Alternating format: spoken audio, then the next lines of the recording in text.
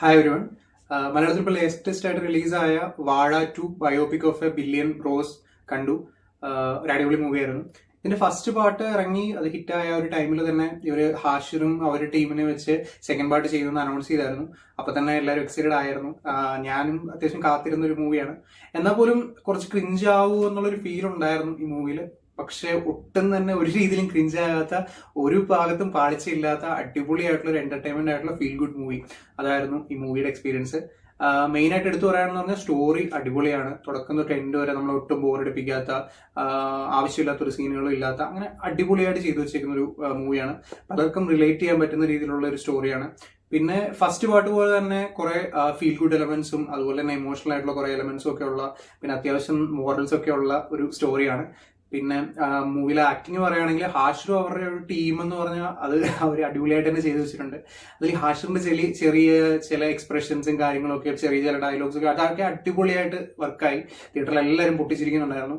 അമാതിരി ഒരു fun ride ആയിരുന്നു പടം. Starting till end comedy scenes എല്ലാം അടിപൊളിയായിട്ട് വർക്കായി. പിന്നെ എടുത്തു പറയേണ്ടത് പറഞ്ഞാൽ പടത്തിന്റെ മ്യൂസിക്കാണ്. മ്യൂസിക്, ഇപ്പൊ ബാക്ക്ഗ്രൗണ്ട് മ്യൂസിക് ആട്ടെ, സോങ്സ് ആട്ടെ, എല്ലാം തന്നെ നല്ല രീതിയിൽ ആണ് ചെയ്തു വെച്ചേക്കുന്നത്. അടിപൊളിയായിട്ടാണ് അത് വന്നേക്കുന്നത്. പിന്നെ പറയാന്ന് പറഞ്ഞാൽ പടത്തിന്റെ എഡിറ്റിംഗ് ആണ് എടുത്തു പറയേണ്ടത്. എഡിറ്റിംഗിൽ പറഞ്ഞു കഴിഞ്ഞാൽ അതിന്റെ ആ ഒരു ഓരോ സീൻസിലേക്കുള്ള ആ ഒരു കട്ടും കാര്യങ്ങളും, പിന്നെ അത് അങ്ങോട്ട് മെർജ് ചെയ്ത് വെച്ചേക്കുന്ന ആ ഒരു രീതിയൊക്കെ അടിപൊളിയായിട്ടാണ് ചെയ്ത് വെച്ചേക്കുന്നത്. ആ ക്ലൈമാക്സിലോട്ട് വരുമ്പോഴും പിന്നെ ഇന്റർവെൽ ടൈമിലോട്ടൊക്കെ, പിന്നെ ഇതില് ചില ക്യാമിയോസ് ഒക്കെ ഉണ്ട്. അപ്പം അതിൽ ആ ഒരു സീൻസും കാര്യങ്ങളും ഒക്കെ അടിപൊളിയാണ്. ഇപ്പൊ എടുത്തു പറയേണ്ടതെന്ന് പറഞ്ഞു കഴിഞ്ഞാല് നമ്മുടെ ഇൻസ്റ്റാഗ്രാമിലും യൂട്യൂബിലും ഒക്കെ ഉള്ള റീൽസ് ഒക്കെ ചെയ്ത് ഫേമസ് ആയിട്ടുള്ള മലയാളത്തിലുള്ള മിക്ക ഗ്യാങ്ങിലെയും ആൾക്കാർ ഇതിനകത്തുണ്ട്. എല്ലാവരും തന്നെ അടിപൊളിയായിട്ട് ചെയ്തു വെച്ചിട്ടുണ്ട്. എല്ലാ സീൻസിലും അവർ നല്ല ഒരു ഫീൽ ഉണ്ടായിരുന്നു. പിന്നെ പടം നല്ലൊരു വൈബായിരുന്നു. സ്റ്റാർട്ടിംഗ് ടിൽ എൻഡ് നമ്മൾ ഒട്ടും തന്നെ ഒരു ബോറടിപ്പിക്കാത്ത ആ ഒരു ഫൺ എന്റർടൈൻമെന്റ് മോഡിൽ തന്നെ ആ ഒരു പോയൊരു പടമാണ്. പിന്നെ കുറെ ഇമോഷണൽ സീൻസും കാര്യങ്ങളും ഒക്കെ വന്നിട്ടുണ്ട്. അത്യാവശ്യം നല്ല ഹാർട്ട് ടച്ചിങ് ആയിട്ടുള്ള ഒരു മൂവിയാണ്. പിന്നെ ഇതെല്ലാവരും തിയേറ്ററിൽ തന്നെ കാണണം. നല്ല ഒരു എക്സ്പീരിയൻസ് ആണ്. നമ്മൾ കുറച്ച് ആൾക്കാരോട് ഇരുന്ന് വൈബിൽ കാണാൻ പറ്റിയ ഒരു അടിപൊളി ഒരു മൂവിയാണ്. നല്ലൊരു എക്സ്പീരിയൻസ് ആണ്. ഇപ്പൊ റീസെന്റ് ആയിട്ട് വന്നതിൽ ഇപ്പൊ കോമഡി വെച്ച് നോക്കുകയാണെങ്കിൽ പ്രകമ്പനമായിരുന്നു. പക്ഷെ എനിക്കിത് പ്രകമ്പനത്തെക്കാളും വർക്കൗട്ടായി. നല്ല രീതിയിൽ ചിരിച്ചു, നല്ലപോലെ എൻജോയ് ചെയ്തു. അടിപൊളി പടമാണ്. സോ ഇവരുടെയൊക്കെ മൂവീസ് ഇനിയും വരട്ടെ. ഇവരിനിയും നല്ല നല്ല സിനിമകൾ ചെയ്യട്ടെ.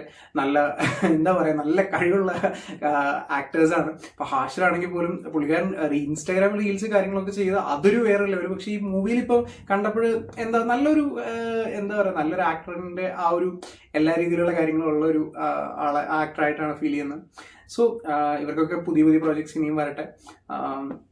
സിനിമ ഇനിയും നല്ല നല്ല സിനിമകൾ റിലീസ് ആവട്ടെ മലയാളത്തിൽ. സോ എല്ലാവരും മൂവി കാണുക. കണ്ടവരുണ്ടെങ്കിൽ നിങ്ങളുടെ അഭിപ്രായങ്ങൾ കമന്റ് ബോക്സിൽ പറയുക. പിന്നെ മൂവി റിലേറ്റഡ് കണ്ടന്റ്സിനായിട്ട് ചാനൽ സബ്സ്ക്രൈബ് ചെയ്യുക, ഫോളോ ചെയ്യുക. അതുപോലെ show some love in the form of likes and comments. Thank U.